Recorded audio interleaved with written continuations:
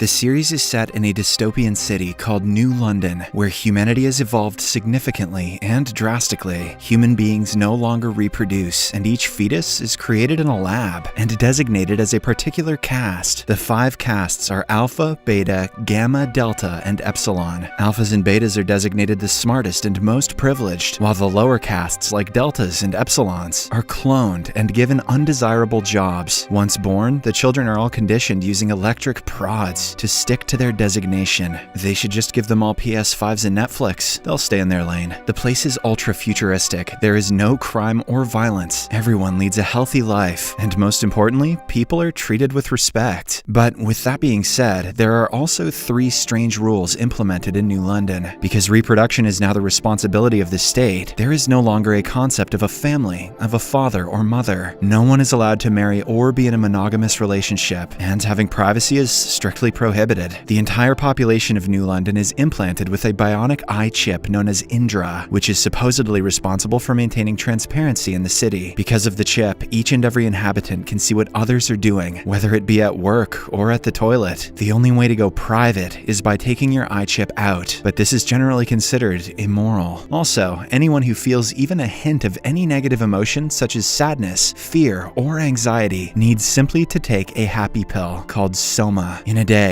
one might even eat 100 Somas. Thanks to this pill, New London prides itself as being the only city in the world where no one is sad. At the start, we are introduced to one of our protagonists, Lenina Crown, a Beta Plus inhabitant who works as a microbiologist for the New London government. One day, while she is busy with work, she is suddenly summoned to an Alpha Plus, Bernard's office. Since one has to obey their seniors, Lenina quickly heads there, and on the way, we get a glimpse of the beautiful and futuristic city. When she arrives, Bernard warns her that she's breaking rules and being selfish by exclusively sleeping with another Alpha Plus named Henry. When Lenina denies this, Bernard simply pulls up a projection showing all 22 times she and Henry had slept together in the past few weeks, demonstrating the no privacy rules. Before leaving, Bernard suggests Lenina be more careful next time and hands her a Soma pill to relax. Next, we are shown an advertisement of the Savage Lands. The Savage Lands is considered a theme park to the members of New London. It is the place where natural-born humans who refused to sign up to the New London Project 200 years ago continue to live. People in the Savage Lands have relationships, get married, and even have children. That said, they're all extremely poor and live in rundown communities far away from the glitz and glamour of New London. People out here don't take Soma, they just try to survive, but they also have more freedom. But for the people of New London, the savages are just a means of amusement, just like a zoo. They even perform different derogatory tricks to amuse their advanced counterparts. Meanwhile, in New London, Bernard is ordered by the director of New London, Ed, to go and have a look at an accident. On reaching there, Bernard finds a large crowd gathered around a corpse who has apparently fallen from a tall building. The deceased is identified as an Epsilon cleaner. Strangely, another Epsilon, CJack60, is seen grieving his friend as if he has developed some feelings. But before anyone says a word, Bernard distributes Soma to the entire crowd to cope with their trauma from seeing the body and sends them all away. Everyone wants to believe he just fell from one of the balconies, but Bernard starts to wonder if something more sinister occurred. If he did not fall, could he have jumped? Considering everyone is supposed to be happy all the time, the idea of committed the unthinkable is unheard of. Following this, he heads to his good friend, Wilma Watson, who is also the head of pleasurable parties in the city. She is responsible for arranging erotic night parties, where the inhabitants of New London can come and relieve themselves. Bernard tells her about the deceased Epsilon and how he may have committed the unthinkable, but Watson rebuffs his claims, claiming that it's impossible. She also asserts that even if an Epsilon starts thinking on their own, the Soma pill will never allow them to become depressed and commit such an act. The series then cuts to the Savage Lands, where we are introduced to our other protagonist, John. He is a hardworking and honest man who works as the props manager for a savage circus. However, he is often bullied by his boss and other colleagues for being weak. He lives with his alcoholic but caring mother, Linda, who stays at home all day, waiting for her estranged husband to return. John always tells her to forget about the past and move on, but she doesn't want to. That night, as the two are sleeping, John wakes up when he hears someone outside. He grabs a weapon and slowly opens the door, only to see his best friend Madison and a bunch of other armed people there. And before he can say anything, the strange people apprehend him and take him away. Shortly after, John is taken to a secluded place where the leader of the group, Sheila, introduces herself. She reveals that her people are a resistant cult who are adamant adamant on driving out the New World scumbags. Here, we get to know that a minority of the Savage Lands have become tired of being treated as animals by the New Londoners. Hence, they want to put an end to it all. And since John works for the props department, he's in charge of loading the fake guns. Sheila wants him to load the guns with real bullets so that they can massacre the next batch of New Londoners. Scared, John says that he can't do it, but Sheila warns that if he doesn't, he and his mother will be hunted down. Elsewhere, Bernard is still disoriented and confused by the visions he saw earlier that day. Hence, to relax himself, he takes his eye chip out for a while. But as soon as he does so, the director of New London, Ed, calls him to his office. There, he tells Bernard that he is unfit to be an Alpha Plus because he is not assertive and demanding enough. He also reprimands Bernard for acting private and suggests he take a vacation to the Savage Lands to clear his mind. That evening, a slightly upset Bernard runs into Lenina and shares everything that transpired with him that day. He also reveals that he has started experiencing feelings like loneliness, and that is why he is being sent to the Savage Lands. Lenina empathizes with him and decides to help him out. She agrees to go to the Savage Lands together with him. The next morning, they board a rocket, which takes them to their destination in less than 12 minutes. Take that, Bezos. When they reach their hotel, the receptionist briefs them about the different tours and attractions that they can partake in Savage Lands. In particular, Lenina is taken aback by the strange customs here, like getting pregnant, driving vehicles, fighting with each other, and even taming animals. After this, they board a tour bus and spectate different savage events, which are incomprehensible in New London, like the push and pull at a department store, marriage, and faith in God. On the other hand, a reluctant John is forced to load the real bullets into the gun, fearing that the cult members will go after his mother. Even his best friend, Madison, starts ordering him around. A while later, the last show of the day, the House of Monogamy, commences, and all the New Londoners, including Bernard and Lenina, are seated in the audience. For a while, things go as usual, but when it's time for the prop gun to fire, a real bullet comes out and kills a person. The audience still thinks it's part of the show, so they watch in excitement. But soon, some cult members get up from their seats and start shooting at everyone. They kill many New Londoners. And seeing this, Lenina finally realizes that something is wrong. She quickly grabs Bernard and runs away from the place, while barely avoiding the gunshots. But unfortunately, just as they reach a bit further, she realizes that Bernard has been shot in the chest and that he is losing consciousness. Somehow, she drags him to a nearby residence and starts crying. And to make matters worse, the cult members arrive outside, looking for them. John spots them and gets ready to alert the other cult members, but when he sees the innocent couple, he surprisingly changes his mind and decides to help them. Shortly after, John brings the couple to his house, where his kind mother, Linda, tries her best to save Bernard. She takes the bullet out from his body and gets ready to stitch his wounds, but just then, John's friend Madison arrives outside. She has come looking for the final two New Londoners because apparently, someone saw them fleeing in this direction. John quickly hides them in the attic and welcomes Madison inside. He promises her that he doesn't know about the New Londoners, but Madison is skeptical. She starts searching around the house, and suddenly, Bernard gains consciousness and starts wailing in pain. Enraged that she has been lied to, she points her gun at John, but fortunately, Linda stabs her from behind and kills her.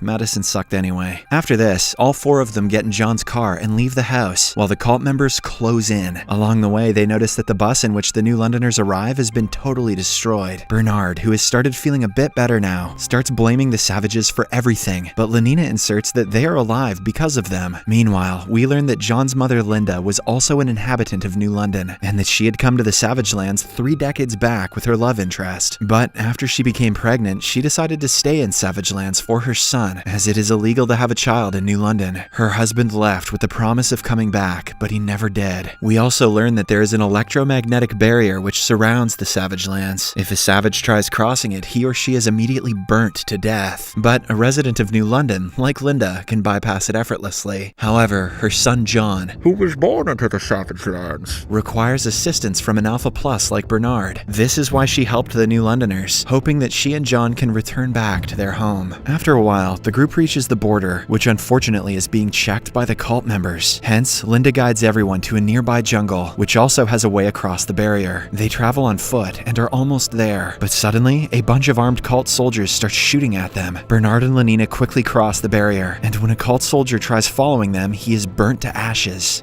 What an idiot. Seeing this, John hesitates to go, giving the cult soldiers ample time to take a shot. Fortunately, Linda pushes him over the line, and John gets out of the Savage Lands without being burnt. This is possible because both his parents are New Londoners. With this, all of them escape the place, while the cruel cult leader, Sheila, stares at them. Unfortunately, when they board the rocket, John realizes that his mother got shot while trying to protect them. As she tells them to watch out and take care, she slowly succumbs to her injuries. In the next scene, the group is returned to New London, and using the highly advanced medical services, Bernard becomes completely healed. However, Lenina feels strange and is ridden with guilt and sadness. Even the Soma cannot help her. It appears as if she has started garnering feelings, something which is not possible in New London. On the other hand, John has been kept confined in a room where he keeps screaming about his mother. Ed and Mustafa Mond, the most intelligent person in all the land, observe him closely and deduce that the savages are extremely weak when it comes to dealing with someone's demise. While Ed wants him to suffer, Mond is empathetic and decides to let him integrate into New London for his heroics. At last, she lets him out of the room, and John glances at the advanced city for the first time. The next morning, the integration of John begins. Ed and Mustafa Mond assign Bernard with the task, as he knows the savage personally. However, things don't quite go as planned. John is scared of even the basic amenities like the elevator, the tall skyscrapers, and even the Soma. He rejects all of them and just remains silent. After a while, a technician approaches him to measure his eyeballs for the implementation of the Indira chip. Surprisingly, he realizes that John has a very rare eyeball, which only an alpha exotic person has. Alpha exotics are the rarest and the best of all inhabitants, and only 0.01% of New Londoners have ever been found as such. Despite this revelation, John refuses to have the implant, and while Bernard is away, he sneaks out of the room. He then ventures into the main hall, where all the people are amused to see a savage. They call him names and stare at him, until John freaks out and runs away. He then heads into the Epsilon section, where all of the opinionless people are having breakfast. Seeing John scared, the Epsilon with feelings from earlier, CJack60, who for some reason gets to use his gamer tag as his name, invites him to his table and offers him his dinner. Surprisingly, John loves it, and the two start bonding. However, their interaction is cut short when the director, Ed, barges into the room and disperses all the Epsilons. He then convinces John to come along with him, claiming that he can take him to a better place where he truly belongs. John, who is scared and confused, agrees. On the other hand, Bernard is also looking for John, and he decides to stop by Ed's office for a quick chat. Strangely, on the table, he finds Ed's eye chip, which implies that he has gone private. Since Ed is also an alpha exotic, he quickly takes out John's eye chip from earlier and compares them.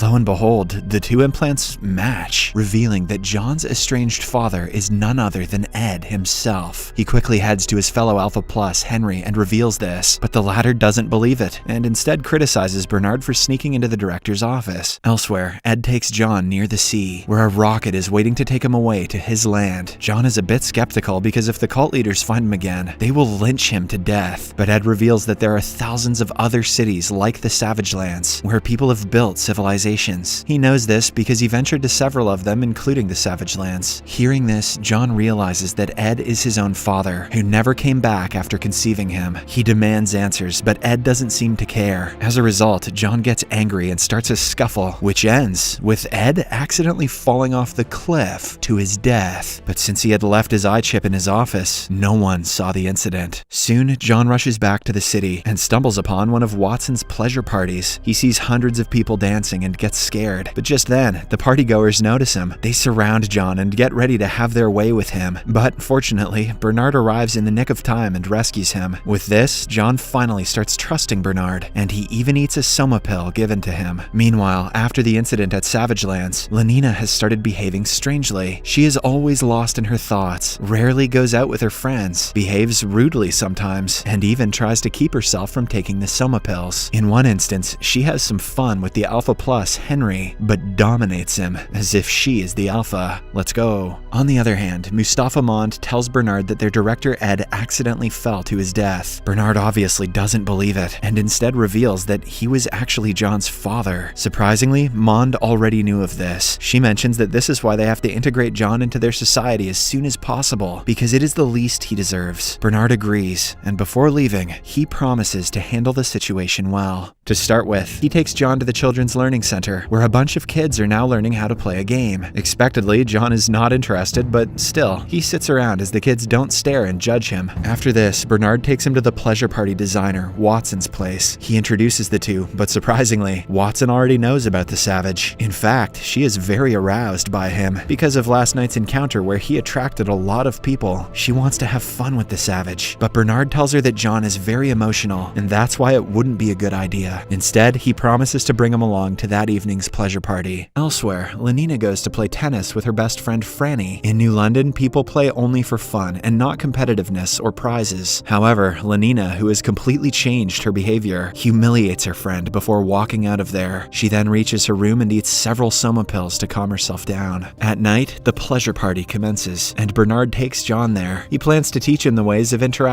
with others, but before that, a desperate Watson arrives and takes John away to her cabin. Wasting no time, the two immediately have fun. Meanwhile, Bernard, who is alone, chats to a few beta inhabitants about his savage friend. As the people become intrigued, Bernard also starts boasting about the time when he barely escaped out of the Savage Lands. But just then, the arrogant Henry, who has also become the new director, arrives and humiliates him in front of everyone. A reinvigorated John also arrives at the scene and overhears everything. Seeing his only friend getting bullied, he becomes angry and convinces Bernard to take action. He even teaches him how to punch someone, as apparently the people of New London don't even know how to throw a fist. After a bit of practice, the two head back to the club and see Henry dancing with Lenina. Enraged, Bernard swings his hand and punches Henry hard in the face, shocking everyone. The Epsilon C-Jack 60, who is also present, witnesses the commotion and smiles. Just like my days in the Fortnite lobby. It appears as if he also wants to dance, to be free, and to punch people. In the final scene, Bernard meets Lenina in a private room, and the two share how they have been feeling different as of late. When they get close and hold hands, the savage John is having the time of his life, dancing with several people.